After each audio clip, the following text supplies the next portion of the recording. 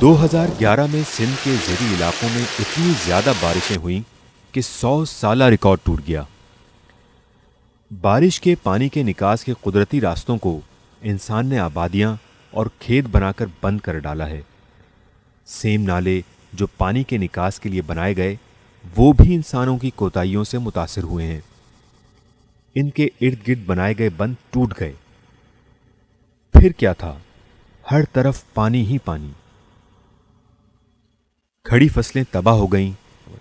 گاؤں اور دیہاتوں میں پانی بھر جانے سے لاکھوں لوگوں کو گھر بار چھوڑ کر سڑکوں کے کنارے اونچے مقامات پر پناہ لینی پڑی۔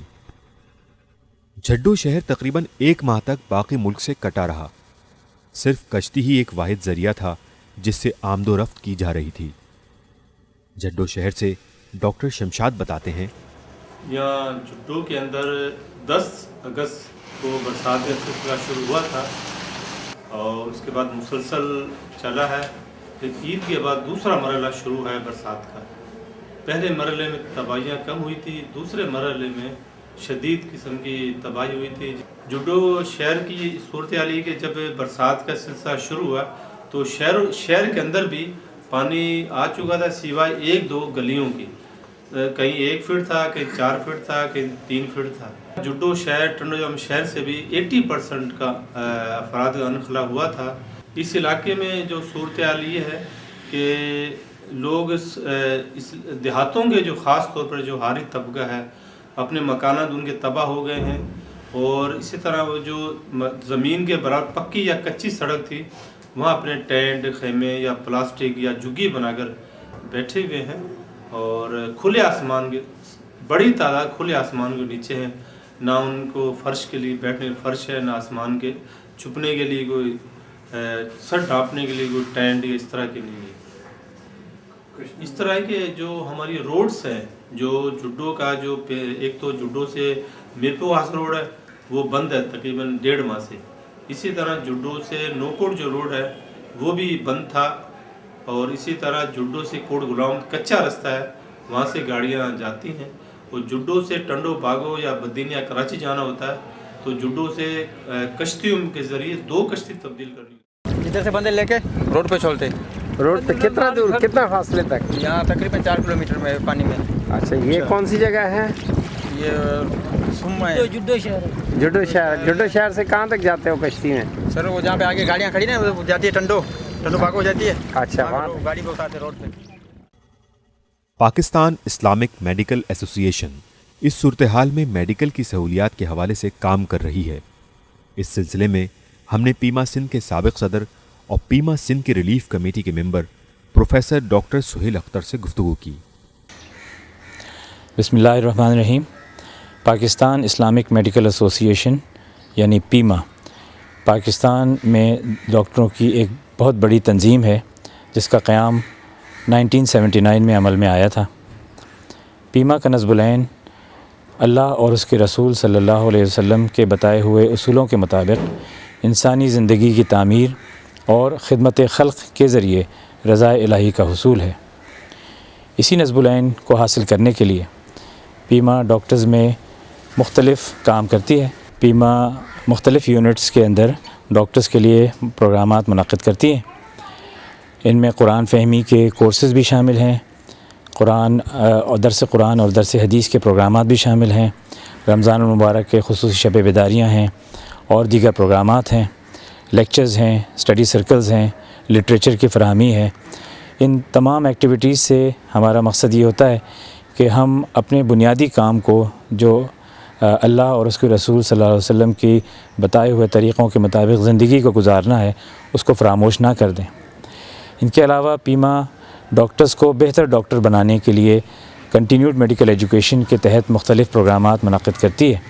اس کے علاوہ پیما کا ایک بہت بڑا شعبہ خدمت خلق کا یا میڈیکل ریلیف کا ہے، جس کے تحت پاکستان میں یا دنیا بھر میں کہیں بھی بڑے پیمانے پر لوگوں کو طبی امداد کی ضرورت پیش آتی ہے تو اس میں پیما پہنچ کر اپنا رول ادا کرتی ہے۔ پیما کے ریلیف کام کے حوالے سے हमने पीमा कराची की मोबाइल मेडिकल टीम के इंचार्ज डॉक्टर राव मोहम्मद नईम से गुफ्तगू की। Pakistan Islamic medical association doctors की एक खालिसतन प्रोफेशनल ऑर्गेनाइजेशन है जो नॉन पॉलिटिकली काम करती है।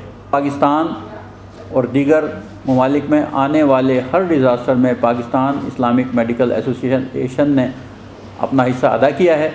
मसलन गज़ा में भी पीमा ने अपनी मेडिकल टीमें भेजी हैं, सुनामी में पीमा ने हिस्सा लिया है।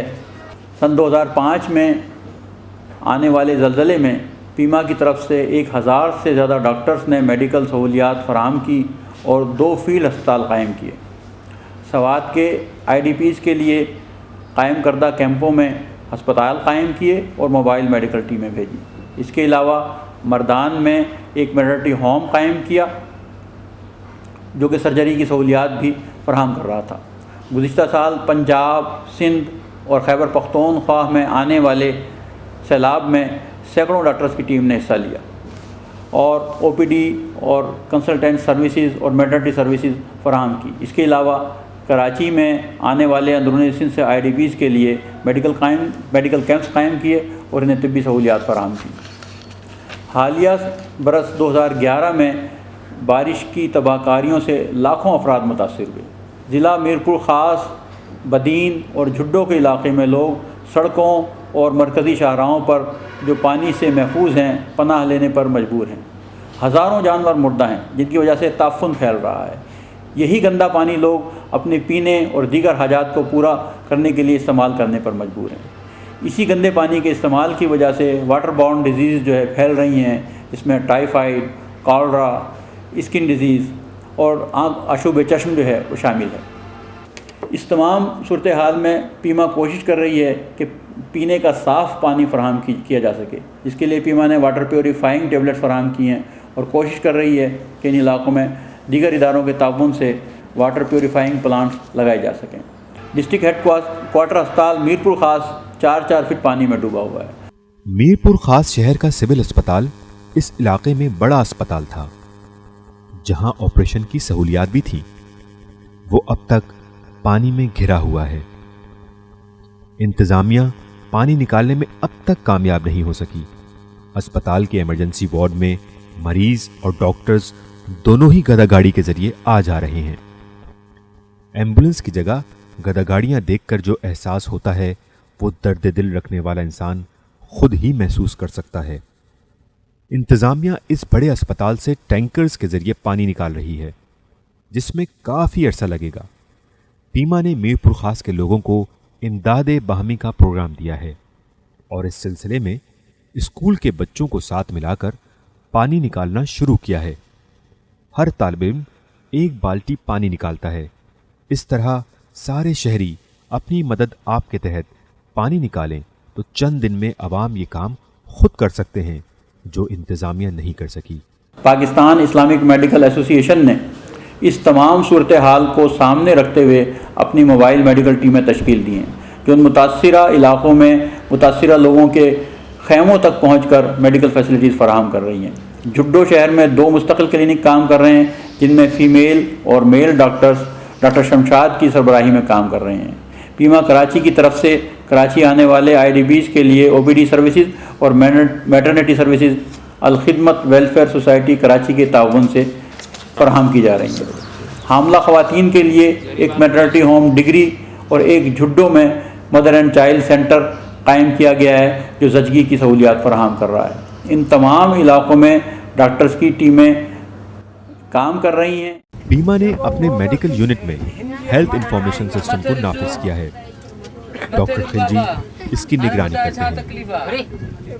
मरीज की उम्र और बीमारी के लिहाज से मुकम्मल मालूमात की मदद से पीमा रोज़ाना और हफ्तावार प्लानिंग करती है ताकि किसी भी वबा को फैलने से रोका जा सके और ज़रूरी अद्वियात की तरसील बर वक्त होती रहे।